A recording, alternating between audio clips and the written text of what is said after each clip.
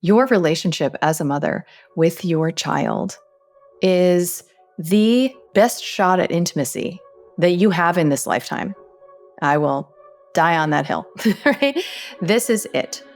And you have 18 precious years with this human in these developmental moments, right? So it's like a blip in your lifescape. And you have arguably the rest of your life to micromanage your space and your household however you see fit. Hi, and welcome back to Reclamation Radio. I am Dr. Kelly Brogan, and I'm here to drop a hot take on parents telling their children to clean their room. I have become obsessed with observing how often, especially mothers, feel entitled to command and micromanage their children's space, their own rooms. And I have been this mother.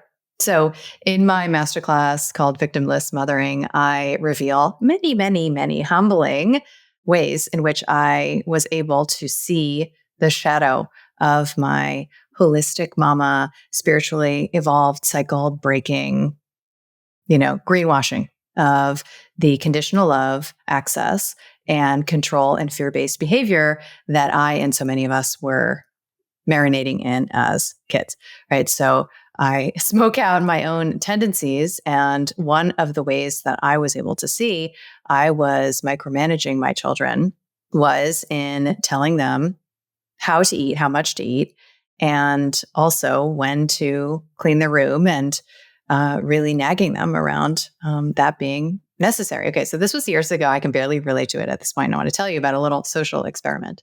And none of what I am saying here is to suggest that I'm doing it better than somebody else or that I'm even a better version of myself as a mom today than I was before. It's just almost delight of the reveal, right? Like, oh, here's another way that we have taken the bait of this reflexive, unconsidered habit, right? This way of being it's not as fun. And it doesn't allow us to offer our children or ourselves the ultimate experience that I think we're all longing for, which is to feel like we're on the same damn team, to feel like we're on the same team. So your relationship as a mother with your child is the best shot at intimacy that you have in this lifetime. I will die on that hill, right? This is it. And you have 18 precious years with this human in these developmental moments, right? So it's like a blip in your lifescape. And you have arguably the rest of your life to micromanage your space and your household however you see fit. But what an amazing opportunity while you have them in your space to look at the covert intentions behind the ways in which you are seemingly helping your children to become better citizens, right? The ways in which you are training them to be respectful and orderly, the ways in which you are expecting compliance and obedience under the guise of, pitching into the family and supporting you, right? So I have learned, thank goodness, through my experience with family constellation, that the energy and the giving is meant to flow from parent to child. The only thing that a child owes their parent, and I'm going to just speak about mothers, the only thing that a child owes their mother is gratitude for life. The end. All of the giving otherwise goes from mother to child, from parent to child. And that child pays it forward in the world and through their own children. So we have this quite inverted, and it is the source of a lot of parentified childhoods right? Where the child then takes on the role of the counselor, the therapist, the spouse, right? We have things called emotional incest, where the child feels that they are responsible for the mother's unmet intimacy, sometimes erotic and sensual needs, and that the child is fundamentally the regulator of this mother who herself was likely an unmothered daughter, right? So it gets handed down in this way. But the truth is that order comes when parents give to children. I had a very humbling reminder of this at a recent birthday, like one of my recent birthdays, where my daughters know that I have a words of affirmation love language. And actually, I feel like I am expanding beyond that at this point because I've really experienced some of the hollowness of words of affirmation and I'm really getting way more into acts of service and gestures. However, my daughters typically write me extraordinary love notes. And in fact, I included one of them, literally printed it with her permission in my book, The Reclaimed Woman. And on this particular birthday, one of my daughters did not write me a card. Like she said she would at some point, but it didn't happen. Or get me a gift or whatever. That's usually not something I'm expecting or consciously wanting anyway. And for days after my birthday, there was a part of me that felt preoccupied by the fact that I had not received this card or any equivalent, gesture or gift. And this little part of me, this sweet little part of me that has learned what I call ledger-based love, that has learned that everything needs to be transactional and that keeps account, right? That is like this inner broker who is always monitoring, how many times I've done this and how many times somebody else has done that. This part of me even thought, and this is would be humiliating to admit if I didn't value and honor all of my parts, even thought, well, I'm not going to get her something for her birthday. Okay. I am a grown ass woman and a mother. Okay. And this little girl part of me is in playground mentality still, arrested in development. And I am in a family constellation training with Amrali Centeno.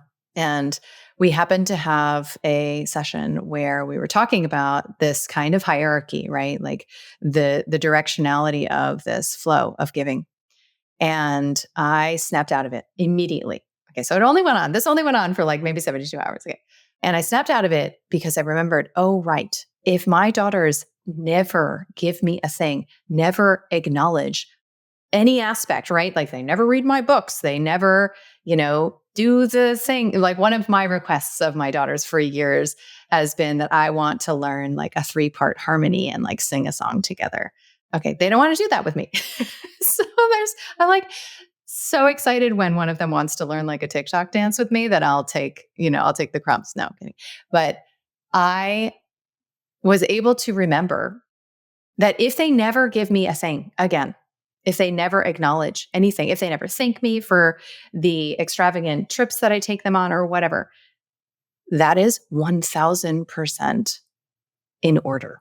That is 1000% fine. And then my role, and even my money has been infused now with this greater purpose, is to spoil them, is to bring them happiness and pleasure and to support their own free will and choice. And moreover, their alignment with their own yes and their own no, which I have really prioritized as my, primary ethos as a mother is, how to recognize when you're doing something for a covert exchange. So I'll suggest to one of my daughters, don't do that for your sister unless you would do it if she didn't say thank you, if she didn't appreciate it at all, right? Which means that you're doing it for yourself, for the satisfaction and fulfillment. So this intrinsic motivation is something that I, like so many of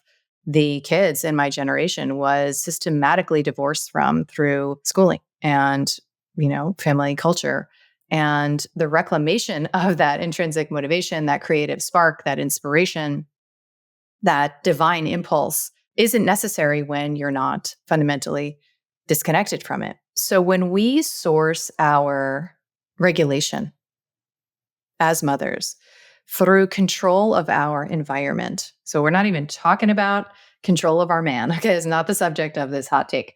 But when we source that sense of inner okayness through the neurotic management of our environment in the home, we are unlikely to be experiencing cleanliness in the home and order from the Marie Kondo spaces of joy, right? And the pleasure that cleaning a home, right? The pleasure that devoting yourself to the beautification of a space that you live in and that you share with your loved ones can offer.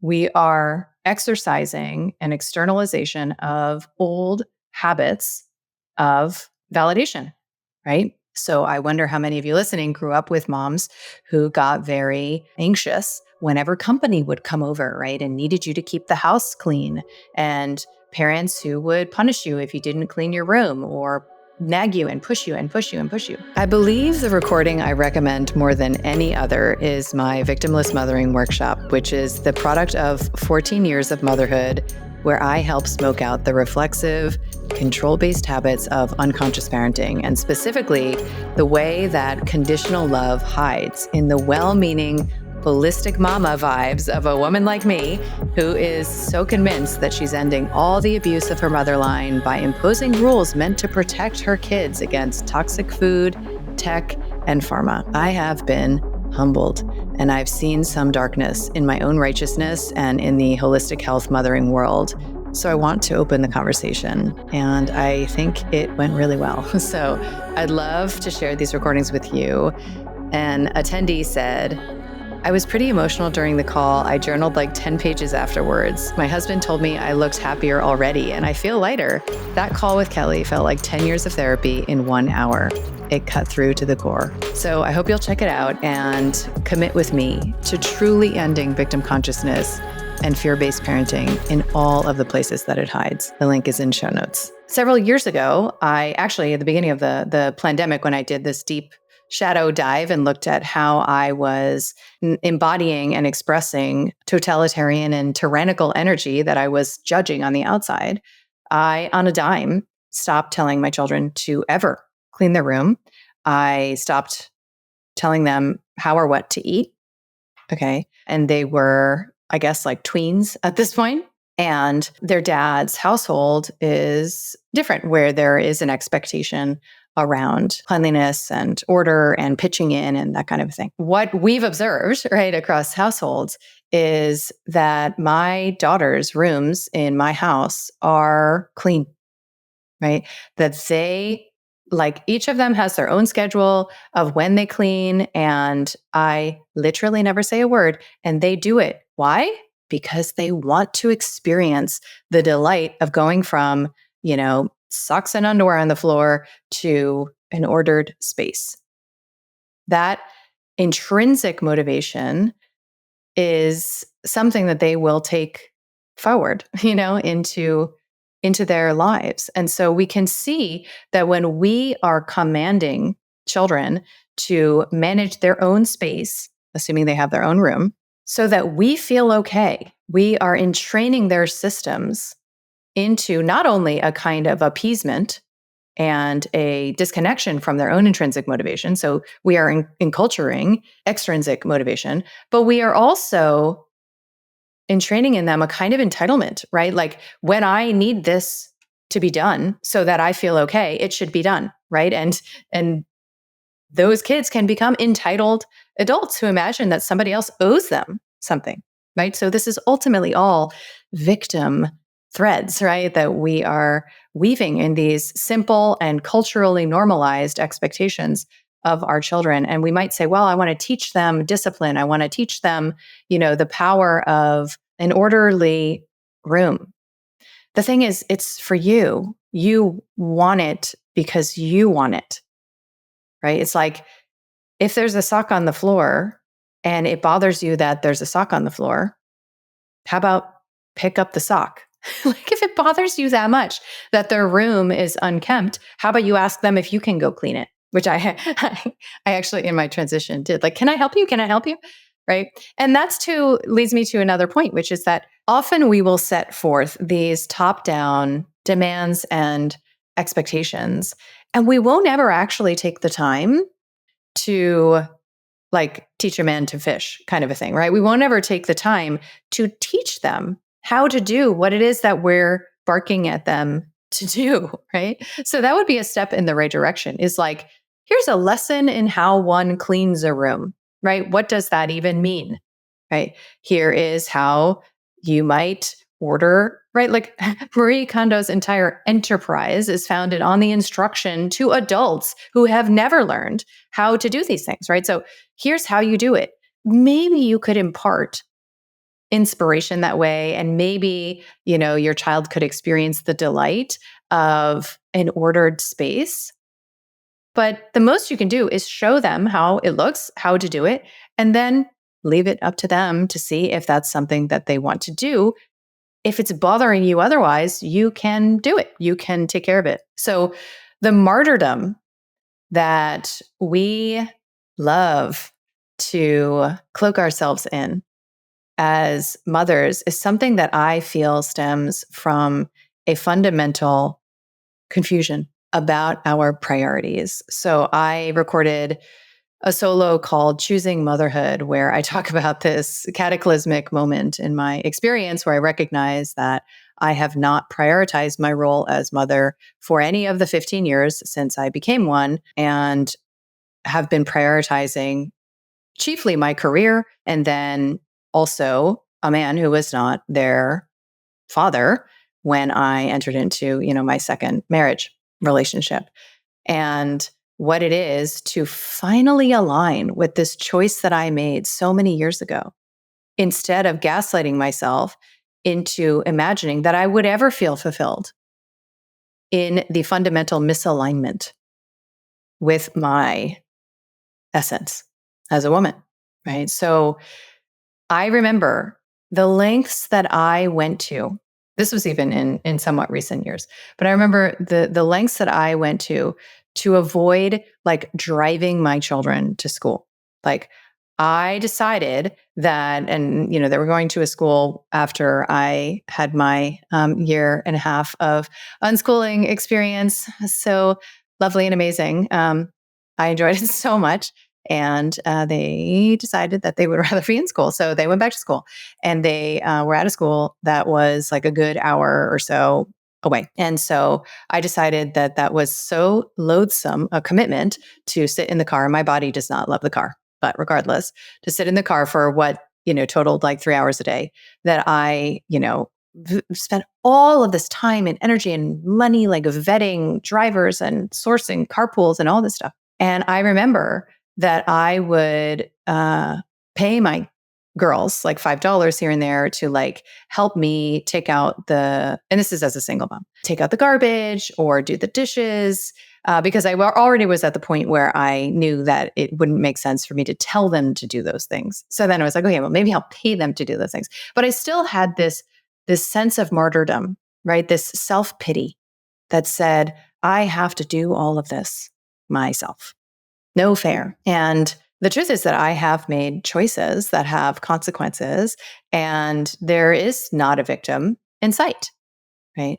And that if I orient, as I had, a reconnection to in this epiphanal moment in my life, if I orient towards my role as mother as a devotional practice and the opportunity of my life, literal lifetime, to experience true intimacy, because never are two people more invested in the health of a relationship, and never will you be more vulnerably asked to remain open and on the same team as this little person in front of you who might present as your op. Okay, then in this relationship. So when I reoriented devotionally towards my children, I stopped seeing my experience of driving them, of doing the dishes, of taking out the garbage. I stopped seeing all of that as units of productivity that I was wasting, right? So I stopped feeling burdened by these mundane tasks. I stopped feeling like too good for them. I stopped ultimately prioritizing my work, right, over my role as mother and reoriented my role as mother first. And it shocks me actually that I now take out the garbage, I do the dishes, and I drive them they laugh about it now, like that I just turned on a dime as I want to do. That I drive them from a place of I get to do this for you. I get to do this for you. And it's a pleasure, actually. It's a pleasure actually to do this for you. Now, my daughters are teenagers. They are beyond epic and amazing. And so it's easy. And I understand that, in a more challenging dynamic, this is harder to access. And what an extraordinary charnel ground for your development as an alchemical vessel, right? As a woman, than if you do have a challenging dynamic and you can still access that devotional comportment. You can still be in true service, not martyrdom, not that covert exchange that ultimately then, decades later says, after all I've done for you. So when we orient in this way, we can also see that there are a lot of edicts and rules and things that we imagine are for our children's benefit, that it's like our job to teach them, whether it's, in my case, around, tech or food, whether it's around sex and sexuality, whether it's around sleepovers and whatever it is, you'll be better able to feel in your body when you're just bullshitting, right? Like when you're literally just making up risks and making up things so that you can have it your way, right? Instead of adopting the tell me more, comportment towards this child in front of you so that you can actually enter into their experience and give a shit about their experience and not default to the ways that we have kept ourselves safe as women, which is I'm going to get you to see. Yeah, I'm going to get you to see, and I'm going to manipulate and strategize so that you ultimately do what it is that I want you to do so that I feel okay. So here's to children owing us nothing but gratitude for life. And here is to picking up the damn sock if you want it picked up. Until next time.